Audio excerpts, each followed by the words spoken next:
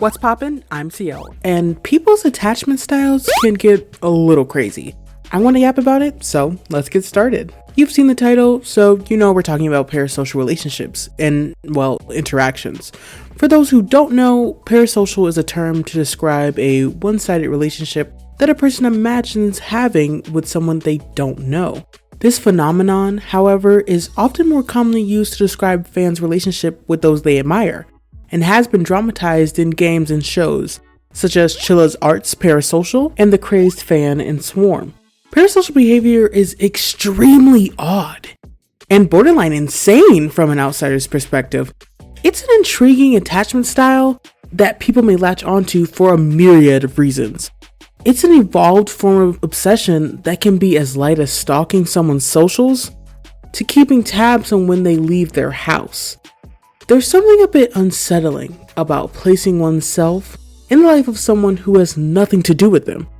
There's a tinge of entitlement that seems to pop up a lot in cases of parasocial behavior, and it can put a strain on the receiver. A really interesting example, and someone might cut me for this, is the relationship between K-pop stans and K-pop idols. It's not rare to see fans overstep their bounds and get overly invested in the lives of entertainers. But the entitlement that many stans impose on idols often limit the experiences they're allowed to have.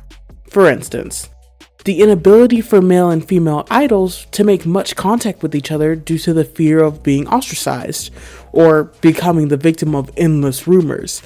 It is important to note the difference in culture obviously plays a huge role into why something like this, a dating rumor, can be catastrophic to these people's careers. But we can't act like this insatiable desire to know what's at the forefront of these people's lives isn't detrimental. One's dating life is truly only the tip of the iceberg when it comes to the invasive style that encapsulates a parasocial relationship. Don't even get me started on fan accounts. I'm expected to watch a 14-year-old note and milestone every small marker in some random's life and think that's normal? The fact that someone can recount the birthday of a celeb's dog but can't remember what they ate for dinner yesterday is absolutely mind-boggling. Like, babe, get a grip! We don't need to know what someone is doing 24/7, and we certainly don't need another millionth edit. Touch grass, please. I need to calm down. But what's really bizarre to me is the dick riding. The way some people can sit and look you in the eyes and tell you that a celebrity who's been convicted on 3 cases of assault has done nothing wrong and you should free their mans. There is no freeing your mans. They're going to jail. And how are they your mans? You don't know them, or any of these people for that matter. Yet some are so attached to the idea of these people that they're willing to throw out any and all critical thinking skills to even properly assess a situation that negatively depicts someone they like. Now, it's important to remember that these are all extremes, and not every parasocial relationship will reach such heights. But the bias and assumptions some people will make regarding people they know nothing about is so peculiar, especially to someone like me, who holds little attachment to really anything. To those who may have watched my first video, you may recall that I stated I'm a little self-absorbed. And to take a little sneak peek into my mind, I really mean that things outside of my personal bubble of thought, I rarely think on subjectively. Anyone who knows me personally will say I'm very blasé about most things and nonchalant about others. To be so enthralled in the life of someone who has nothing to do with me is frankly not my style. To put it simply, it's a waste of my time.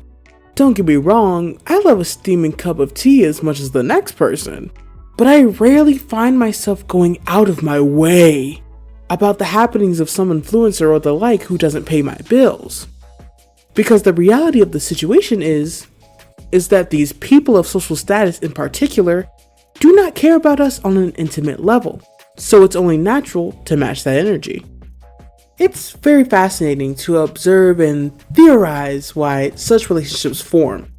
Community and personal connections are a hot commodity, and growing generations seem to be more isolated than ever before. It feels this attachment style may occur as a placeholder for the connections people struggle to make.